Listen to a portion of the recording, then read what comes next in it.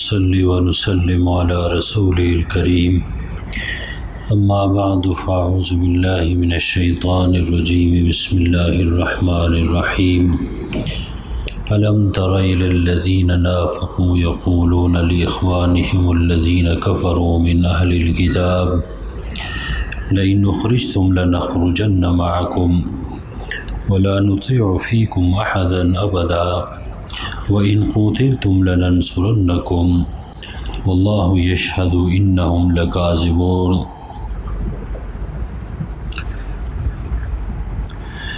لئن أخرجوا لا يخرجون معهم ولئن قتلوا لا ينصرونهم ولئن نصروهم ليولن الأدبار ثم لا ينصرون صدق الله العظيم۔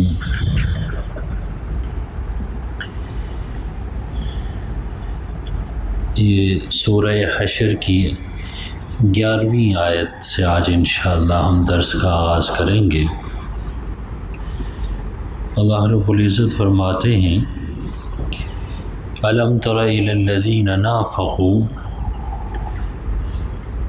کیا آپ نے نہیں دیکھا ان لوگوں کو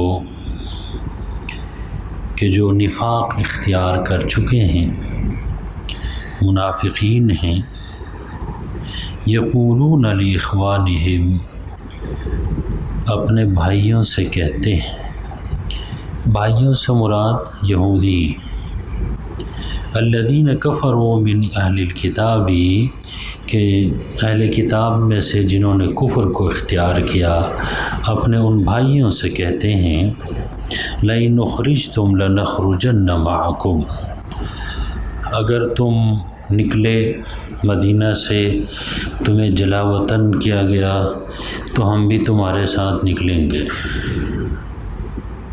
محبت کا اظہار کر رہے ہیں نا،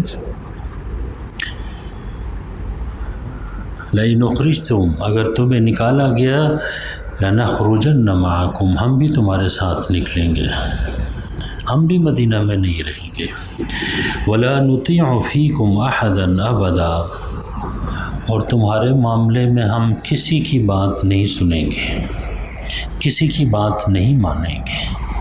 مطلب یہ کہ اگر پیغمبر بھی، مسلمان بھی تمہارے بارے میں کوئی بات کریں گے، ہم ان کی بات بھی نہیں مانیں گے، نہیں سنیں گے۔ وَإِن قُتِلْتُمْ، اگر تمہارے ساتھ لڑائی ہوئی، جنگ ہوئی، لَنَنْصُرَنَّكُمْ، ہم تمہاری مدد کریں گے، ضرور بھی ضرور ہم تمہاری مدد کریں گے، تمہیں اکیلا نہیں چھوڑیں گے۔ آگے اللہ فرماتے ہیں واللہ یشہد، اللہ گواہ ہے، انہم لکاذبون، یہ منافقین جھوٹ بول رہے ہیں، یہ جھوٹے ہیں، اللہ گواہ ہے کہ یہ جھوٹے ہیں۔ دیکھیے سورہ حشر میں نے جیسے آپ سرچ کیا تھا کہ بنو نذیر کے جو یہودی تھے، ان کو جب یہاں سے نکال کے مدینہ سے جلا وطن کیا گیا، ان کے بارے میں بات، ان پر تبصرہ ہو رہا ہے۔ اب بات یہ ہے کہ واقعے کے لحاظ سے، ترتیب نزول کے لحاظ سے، پہلا رکوع، اس سے پہلا رکوع جو ہے وہ بعد میں ہے، اور یہ جو رکوع آ رہا ہے یہ پہلے ہے، لیکن قرآن کی تلاوت کے لحاظ سے وہ رکوع پہلے ہے، اور یہ اس کی صرف اتنی وجہ ہے کہ اس رکوع میں بڑے اہم مسائل کے اوپر بات چیت ہوئی، اہمیت کے پیش نظر اس رکوع کو پہلے رکھا گیا، اس رکوع کو، کیونکہ دیکھیے نا حضور پاک صلی اللہ علیہ وسلم نے یہ جو یہودی تھے بنو نذیر کے، ان کو 10 دن کا نوٹس دیا تھا۔ کتنے دن کا؟ کہ 10 دن تمہیں مہلت ہے، 10 دن تک تم یہ علاقہ چھوڑ کر چلے جاؤ۔ اب اسی کا یہاں ذکر ہو رہا ہے، جب ان کو نوٹس دیا گیا، شروع میں وہ تیار ہو گئے، ٹھیک ہے ہم چلے جاتے ہیں چھوڑ کے، لیکن یہ منافقین تھے کہ جو ان سے جا کر ملے، ان کو کہا کیوں چھوڑ کے جاؤ گے، یہی رہو، ڈٹے رہو، ہم تمہارے ساتھ کیسے ساتھ ہیں کہ اگر تمہیں جو ہے نا نکالا گیا یہاں سے، ہم بھی تمہارے ساتھ نکلیں گے، ہم تمہارے بارے میں کسی کی بات نہیں سنیں گے، اور یہ کہ اگر تمہارے ساتھ لڑائی ہوئی تو ہم تمہارے ساتھ ہوں گے لڑنے کے لیے، مسلمانوں کے ساتھ نہیں ہوں گے۔ اور یہاں تک روایات میں آتا ہے کہ عبداللہ ابن ابی ابن سلول جو رئیس المنافقین تھے، انہوں نے تو ان کو کہا کہ جی میرے پاس 2000 جنگجو ہیں لڑنے والے، ان کے ساتھ میں آپ کے ساتھ ملوں گا اور آپ کے ساتھ ہو کے لڑائی کروں گا مسلمانوں کے ساتھ، اللہ کے رسول کے ساتھ۔ اب دیکھیے حضور صلی اللہ علیہ وسلم سے یہ کہا جا رہا ہے الم ترى، کیا آپ نے دیکھا نہیں ان لوگوں کو کہ جو ایمان کا دعویٰ تو کرتے ہیں، اپنے آپ کو مسلمان تو کہتے ہیں، مسجد میں بھی آتے ہیں، لیکن ان کے کیسے رابطے کافروں کے ساتھ ہیں، ان کی ہمدردیاں کس طرح کافروں کے ساتھ ہیں، اور وہ کافروں کو کیسے حوصلہ دے رہے ہیں۔ اس لیے بنو نذیر کی اپنی بات سے پھر گئے کہ ہم نہیں نکلتے، تب جا کے اب دیکھیں نا، یہ تو ان کو نکالنے سے پہلے کے واقعات ہیں، اس لیے یہ رکوع پہلے ہے لیکن تلاوت کے لحاظ سے بعد میں، پہلے رکوع میں تو ان کو نکالنے کا ذکر ہو گیا۔ اب یہ نکالنے سے پہلے جو نوٹس دیا گیا تھا 10 دن کا، اس میں منافقین کا کردار کیا رہا، یہ منافقین اس وقت بھی ان کا کردار ایسا تھا، مسلمانوں کے بیچ میں رہتے تھے لیکن ان کی ہمدردیاں کافروں کے ساتھ۔ اور پھر یہ جو کہا نا کہ لِإِخْوَانِهِمُ الَّذِينَ كَفَرُوا مِنْ أَهْلِ الْكِتَابِ، ہمارے مفسرین نے یہ فرمایا کہ یہ جو منافقین تھے مدینہ میں، ان میں سے اکثر وہ تھے کہ جو یہودیوں میں سے پہلے مسلمان ہوئے تھے، اپنے کچھ مفادات کے لیے جو نا مسلمان ہوئے تھے، لیکن یاد رکھیے لِإِخْوَانِهِمْ، وہ ان کے جو پرانے یہودی بھائی تھے ان کے ساتھ ان کے رابطے بحال تھے۔ اس لیے تو ہمارے ہاں کہا جاتا ہے کہ اپنی صحبت کا خیال رکھو، اس کا اپنی مجلس کا خیال رکھو، ایمان والوں کے ساتھ اٹھو بیٹھو، مسلمانوں کے ساتھ اٹھو بیٹھو، نیک لوگوں کے ساتھ اٹھو بیٹھو، نمازیوں کے ساتھ اٹھو بیٹھو، ایمان محفوظ رہے گا۔ بعض لوگ پوچھتے ہیں کہ جی قادیانیوں کے ساتھ کاروبار کریں، بھئی کاروبار کرنا اپنی جگہ، لیکن یاد رکھیے پھر کھانا پینا بھی ہوگا، پھر اٹھنا بیٹھنا بھی ہوگا، پھر جو ہے نا بھئی مجلس بھی ہوگی، یاد رکھیے خطرے سے خالی نہیں ہے۔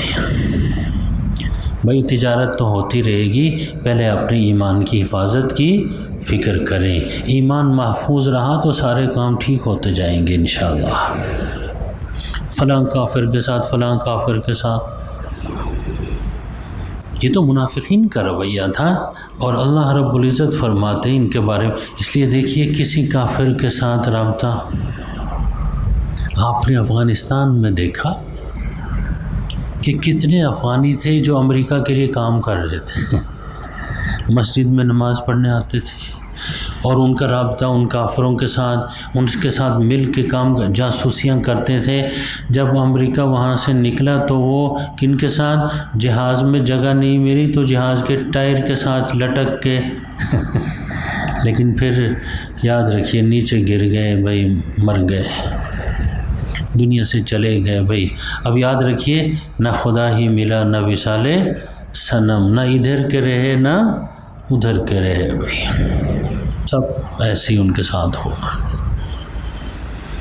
اس لیے ایمان والوں کا رابطہ ایمان والوں سے ہونا چاہیے، اچھے لوگوں سے رابطہ، نیک لوگوں سے رابطہ، نیک لوگوں کے ساتھ جو ہے نا صحبت، مجلس، کوشش کریں کاروبار بھی، تجارت بھی، نوکری بھی، جاب ہو، اچھے لوگوں کے ساتھ ہو، ایمان والوں کے ساتھ۔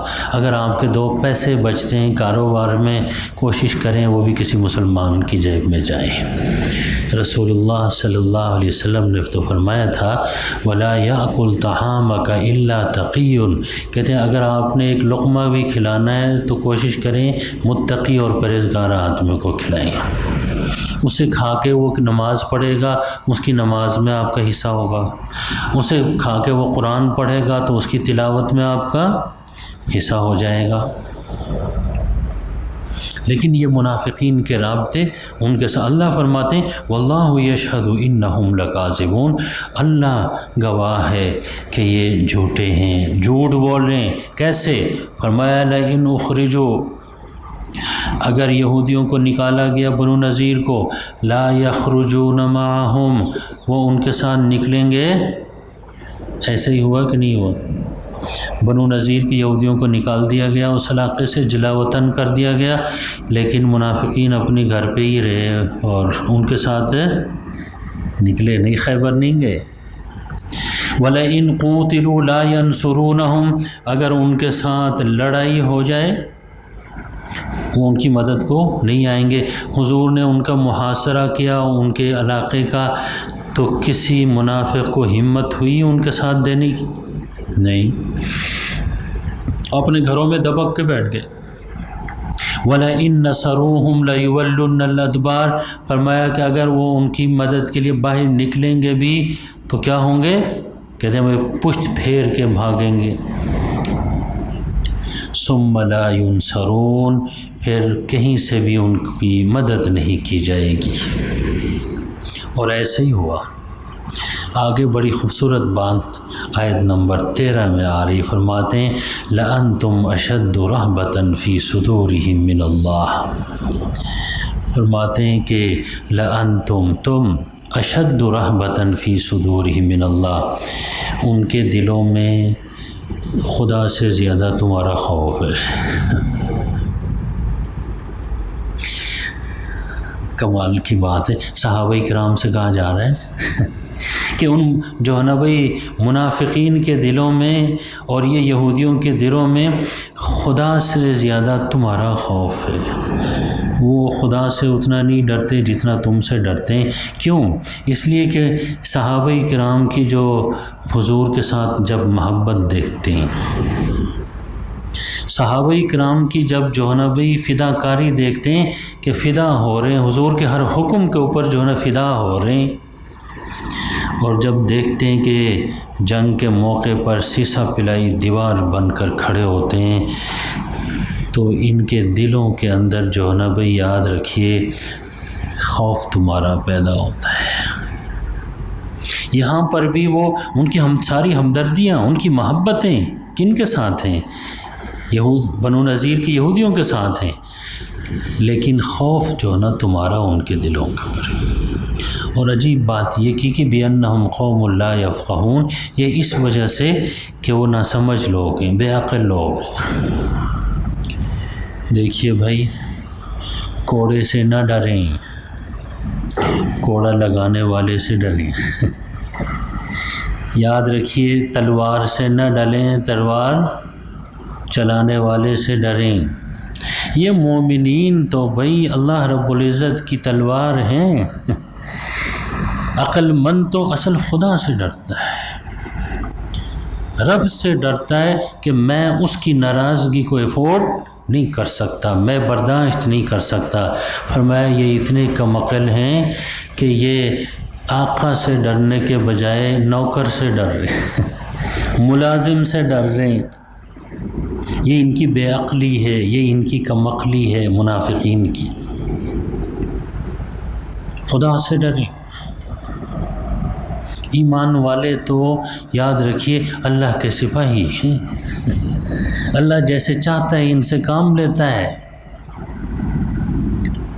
اس لیے بار بار قرآن میں یہ بات آتی اتقوا اللہ، اللہ سے ڈرو، کیونکہ اللہ کی ناراضگی کو تم برداشت، بھائی جان ہم تو والد کی ناراضگی کو برداشت نہیں کر سکتے، میرے ایک شاگرد سے ان کے والد ناراض ہو گئے، بات تھی شادی کی، والد کہتے فلان جگہ شادی کرو، میں نے زبان دیے، وہ جوان کو وہ جگہ پسند نہیں تھی بھائی، تو کہتے شادی میں نے وہاں نہیں کرنی۔ والد صاحب نے ان کا ATM کارڈ بلاک کروا دیا۔ وہ یونیورسٹی میں MPhil کر رہے تھے، پنجاب یونیورسٹی میں۔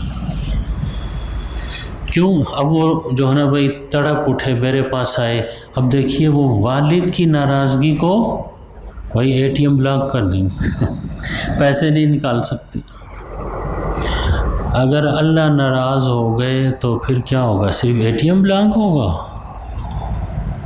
کر سکتے ہیں برداشت اللہ کی ناراضگی کو؟ اس لیے بار بار کرو اتقوا اللہ، اللہ سے ڈرو۔ مطلب ہے کہ اللہ کی ناراضگی سے ڈرو۔ کوئی ایسا کام نہیں کرنا جس کی وجہ سے اللہ کیا ہو جائے؟ ناراض، پھر برداشت نہیں کر سکو گے۔ یہ جو جوانی تمہارے پاس ہے یہ واپس لے لیں، پھر صحت تمہارے پاس ہے یہ واپس لے لیں، تو یہ جو کاروبار تمہارے ہاتھ میں دیہڑیاں لگا رہے ہو ہیں جی، یہ اگر واپس لے لے تو پھر کیا ہوگا؟ واپس کون کرے گا یہ چیزیں تمہیں؟ یہ جو 2 آنکھیں اللہ نے دی ہوئی ہیں یہ ختم ہو جائیں، پھر ان کی بینائی واپس لے لے، پھر اس لیے کہا اتقوا اللہ، اللہ سے ڈرو۔ عقل مند تو اللہ سے ڈرتا ہے، اللہ کی ناراضگی سے ڈرتا ہے، اس لیے اللہ کی کسی بھی حرام کی ہوئی چیز کے قریب نہیں جانتا، اللہ کی منع کی ہوئی چیز کے قریب نہیں جانتا، جس کو ہم کہتے ہیں نا خوف خدا۔ جو لوگ خوف خدا کے سائے میں زندگی گزارتے ہیں جنت ان کے منتظر ہے، جنت کی آسائشیں ان کے منتظر ہیں، فرشتے ان کو ویلکم کرنے سلوٹ دینے کے لیے منتظر ہیں، جو کیا کرتے ہیں؟ خوف خدا کے سائے میں زندگی گزارتے ہیں۔ خدا کا خوف جب دل میں بیٹھ جائے، اب دیکھیے یہودی اور یہ جو خصوصاً منافق ہیں ان کے دل میں مسلمانوں کا خوف ہے، اللہ کا خوف نہیں۔ کیا آپ کو سنائیں، جب میں یہ آیتیں دیکھ رہا تھا، ان کا مطالعہ کر رہا تھا کہ آج ہم مسلمانوں کا بھی جو حال ہے وہ ان منافقوں سے کوئی کم نہیں ہے۔ آپ غور کریں، مجھے بتانے کی ضرورت نہیں ہم اللہ سے زیادہ ڈرتے ہیں یا امریکہ سے زیادہ ڈرتے ہیں۔ غور کریں آپ، میں فتویٰ نہیں لگاتا، فتویٰ میں لگانا میرے کام نہیں، اور نہ ہی کوئی فرقہ واریت کی بات کرتا۔ کس سے زیادہ ڈرتے ہیں؟ IMF سے زیادہ ڈرتے ہیں یا اللہ سے زیادہ ڈرتے ہیں؟ یہ ہماری ساری حکومت جو ہے، پچھلی بھی، اس سے پچھلی بھی، اس سے بھی، IMF کو راضی کرنے، خوشنودی حاصل کرنے کے لیے بھائی اتنی IMF کو راضی کرنے کے لیے جتنے انہوں نے جتن کیے، کاش کہ یہ اللہ کو راضی کرنے کے لیے اتنی کوشش کرتے تو سارے حکمران ولی اللہ ہوتے۔ نہیں، سود کی پابندی کی بات آتی ہے نہیں مانتے، کہتے ہیں بھائی آئین میں لکھا فلاں، کہتے ہیں بھائی رہنے دو، کیونکہ ہم نے IMF سے سود کے اوپر قرضے لینے، سود کے اوپر قرضے نہیں ادا کرنے، سود ادا کرنے کے لیے قرضہ لینا۔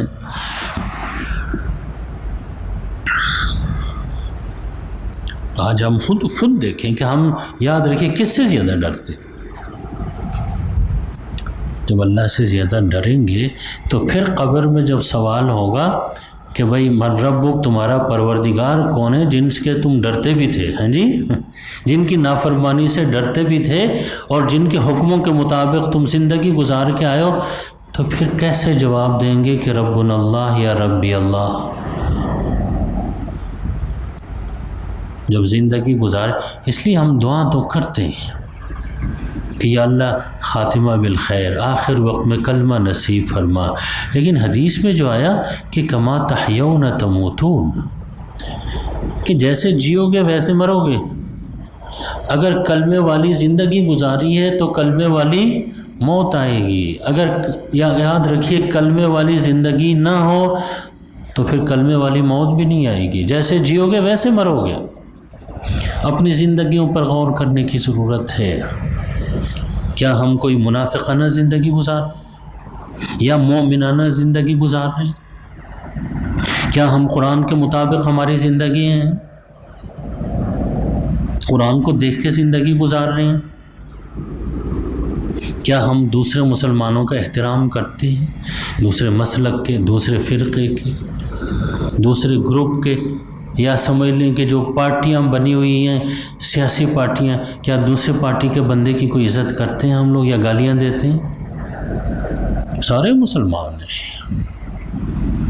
اللہ تعالیٰ ہمیں صحیح سمجھ عطا فرمائے۔ خصوصاً دین کے حوالے سے ہم جو مسلمان ہیں ہماری سوچ بڑی پسماندہ ہے دین کے حوالے سے، اس لیے ڈرنا ہے تو کس سے؟ اتقوا اللہ، اللہ سے ڈرے۔ یہ قرآن نے بڑی عجیب بات کی، تبصرہ جو منافقین کے اوپر کیا کہ لَأَنْتُمْ أَشَدُّ رَهْبَةً فِي صُدُورِهِمْ مِنَ اللَّهِ، ان کے دلوں میں اللہ سے زیادہ تمہارا خوف ہے، وہ تم سے زیادہ ڈرتے ہیں۔ منافق یاد رکھیے، بنو نذیر کے یہودیوں کو نکالنے کے لیے جب ان کا محاصرہ کیا گیا، منافقین ان کی مدد کو آئے نہیں آئے؟ کیوں؟ کیا مسلمان ہونے کی وجہ سے؟ نہیں، مسلمانوں کے ڈر کی وجہ سے۔ کیا خدا کے خوف کی وجہ سے؟ نہیں، مسلمانوں کے تلوار کے خوف کی وجہ سے، مسلمانوں کی ہمت، مسلمانوں کی جوان مردی، مسلمانوں کے جہاد، مسلمانوں کے شوق شہادت کی وجہ سے باہر نہیں نکل سکے، دبک کے گھروں میں بیٹھ گئے۔ اس لیے قرآن کا بِأَنَّهُمْ قَوْمٌ لَا يَفْقَهُونَ، کیونکہ وہ بے عقل قوم ہیں، بے عقل لوگ ہیں۔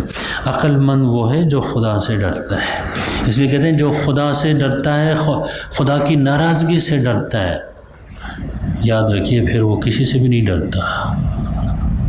خدا میرے ساتھ ہے، میں حق پر ہوں، تو پھر کسی سے ڈرنے کی ضرورت پیش نہیں آتی۔ نہیں تو پھر کالی بلی سے بھی ڈرتا ہے، سفر پہ جا رہے ہیں، کالی بلی سامنے آ گئی، واپس آ جاتے ہیں، دیکھا۔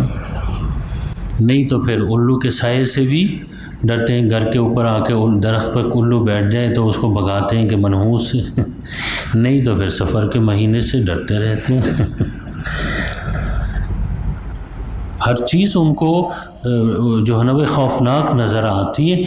جب خدا سے ڈریں گے اور پھر یہ اپنے آپ کو خدا کے سپرد کریں گے، بھئی منافقت کی زندگی نہیں گزاریں گے، ایمان والی زندگی گزاریں گے، تو پھر کسی چیز کا کوئی خوف لاحق نہیں ہوگا۔ بہت سارے لوگ تو یاد رکھیے مہنگائی اتنی ہو گئی ہے، آگے کیا ہوگا، ذہنی مریض ہوئے۔ ابھی ایک صاحب میرے پاس آئے تھے، میرے والد صاحب دوائیاں کھا رہے ہیں، یہ مہنگائی کی وجہ سے ان کے ذہن پر دباؤ ہے، بوجھ ہے، دعا کریں۔ میں نے کہا ان کو سمجھا دیں جو ہونا ہوگا وہ ہو کر رہے گا۔ ہمارے غمگین ہونے سے، ہمارے پریشان ہونے سے یاد رکھیے کوئی تقدیر کے فیصلے بدلتے، جو ہونا ہوگا وہ ہو جائے گا، کوئی بات نہیں۔ خدا پہ یقین رکھیں، خدا پہ توکل کریں، ایمان والی زندگی گزاریں، انشاءاللہ طبیعت خود بخود کیا ہو جائے گی۔ دعا ہم ضرور کریں گے، اللہ سب کی پریشانیاں دور فرمائے۔ دیکھیں اعلان ہوا نا کہ مسجد میں بھی، مسجد کا بل بھی بہت زیادہ آ گیا، سب کا بہت زیادہ آ گیا، صرف مسجد کا ہی نہیں، بل بہت زیادہ آ گیا۔ اب کہتے ہیں کہ حکمران یہ کر رہے ہیں، بھائی حکمران کون ہے؟ یہ کوئی آسمان سے اترے؟